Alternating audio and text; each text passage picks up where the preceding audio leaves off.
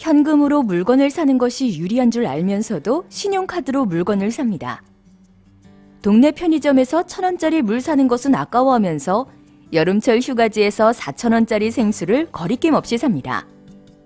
우리가 돈을 쓸 때 흔히 범하는 실수들입니다.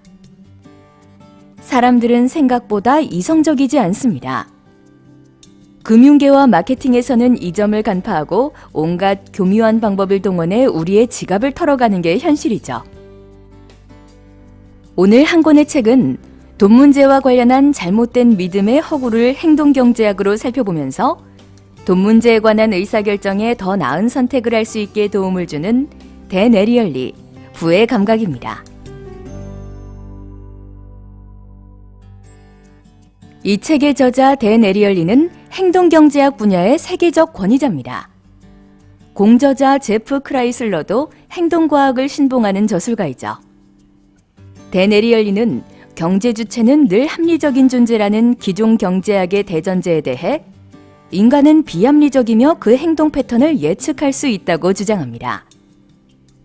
저자들은 돈 문제에 관련해서 사람들의 비합리적인 사례들을 보여주면서 다양한 실험을 통해 보다 현실적으로 인간 행동의 이론적 근거를 설명해 줍니다.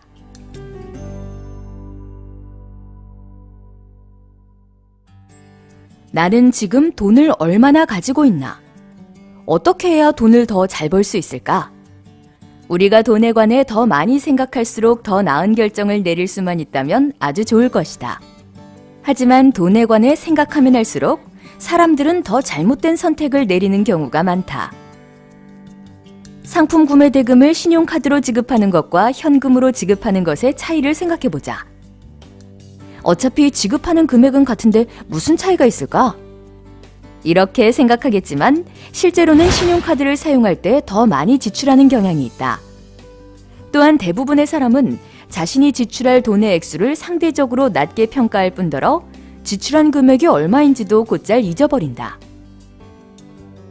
사람들은 5만원짜리 운동화를 살 때 10,000원을 아끼기 위해 차로 20분 거리에 있는 할인점으로 달려간다. 하지만 100만원짜리 가구를 살 때 10,000원을 아끼기 위해서는 10분 거리에 있는 다른 가게로는 잘 가지 않는다. 어차피 할인되는 가격은 똑같이 10,000원인데 말이다. 우리는 돈을 숫자로, 가치로, 그리고 일정한 양의 금액으로 생각한다. 그러나 결국 우리가 돈을 쓸 때는 이성보다 감정을 앞세운다.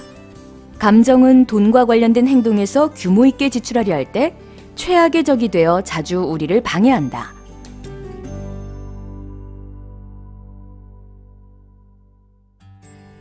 우리 앞에 사과와 오렌지 2개의 과일 접시가 있다.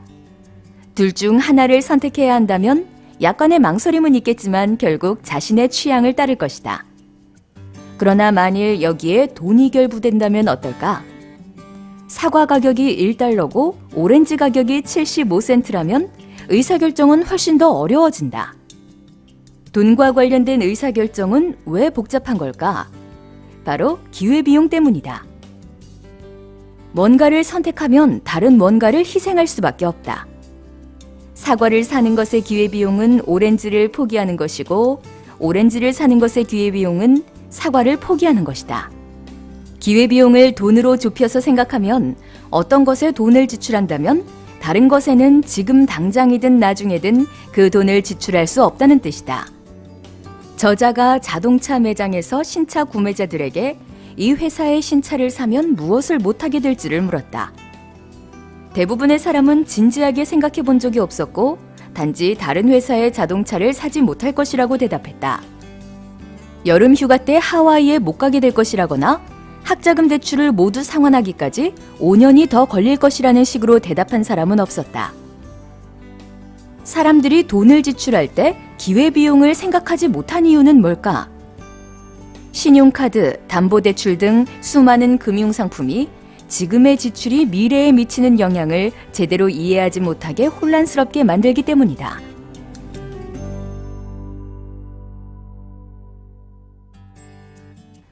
카페에서 커피 한 잔을 사려면 4달러를 내야 하지만 옆 건물 편의점에서는 같은 원료를 쓰는 커피를 1달러에 살 수 있다. 이처럼 우리는 일상에서 재화와 서비스의 가치를 있는 그대로 객관적으로 평가하지 못하고 있다. 돈을 제대로 쓰려면 사물의 실질적인 가치를 알아야 한다. 그런데 어떤 것의 가치를 직접 측정하기란 어려우므로 우리는 경쟁 제품이나 동일한 것의 다른 버전과 비교해 상대적인 가치를 만들어낸다. 대표적인 사례가 가격 할인이다. 어떤 상품이 세일 중일 때 사람들은 해당 상품에 똑같은 가격표가 붙어 있어도 정상 가격임을 알릴 때보다 빠르게 행동하고 생각도 적게 한다.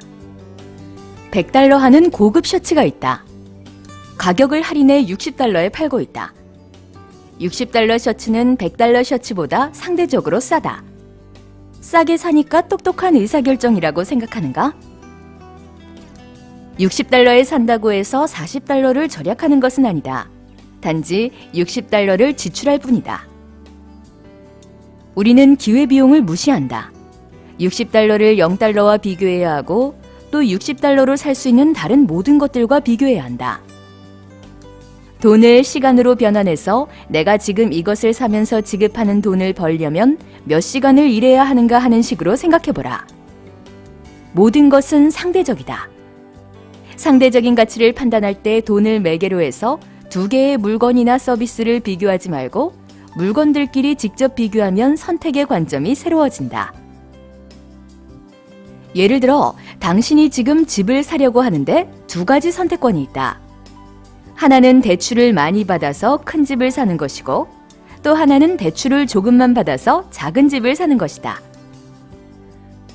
돈이라는 매개물에 의존하거나 대출 이자나 월 상환액 등을 따져서는 이 두 선택권을 비교하기 어렵다. 이때 돈이라는 관점을 버리면 어떻게 될까?